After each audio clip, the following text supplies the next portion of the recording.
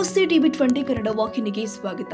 ಬೈಕ್ನಲ್ಲಿ ಹೋಗ್ತಾ ಇದ್ದ ಸವಾರನೊಬ್ಬ ಗುಂಡಿಯಿಂದ ಆಯತಪ್ಪಿ ರಸ್ತೆಗೆ ಬಿದ್ದಿದ್ದು ಪವಾಡದಂತೆ ಪಾರಾದ ಘಟನೆ ಬನ್ನೇರುಘಟ್ಟದಲ್ಲಿ ಜರುಗಿತು. ಈ ಬಗ್ಗೆ ಟಿವಿ20 ಕನ್ನಡ ವಾಹಿನಿಯಲ್ಲಿ ಎಕ್ಸ್ಕ್ಲೂಸಿವ್ ವಿಡಿಯೋ ಸಮೇತ ಸುದ್ದಿ ಪ್ರಸಾರವಾಗಿತ್ತು.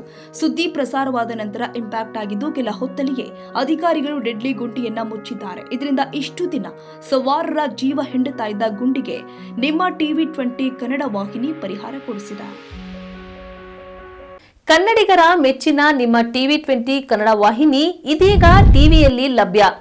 ಕರ್ನಾಟಕ ಮತ್ತು ದೇಶ ವಿದೇಶದ 360 ಡಿಗ್ರಿ ಸುದ್ದಿ ವಿವರವನ್ನ ಪಡೆಯುವುದಕ್ಕೆ ಟಿವಿ20 ವಾಹಿನಿಯನ್ನು ಲೈಕ್ ಮಾಡಿ, ವಿಡಿಯೋಗಳನ್ನು ಶೇರ್ ಮಾಡಿ, ಕಮೆಂಟ್ ಮಾಡಿ, ಸಬ್ಸ್ಕ್ರೈಬ್ ಮಾಡಿ.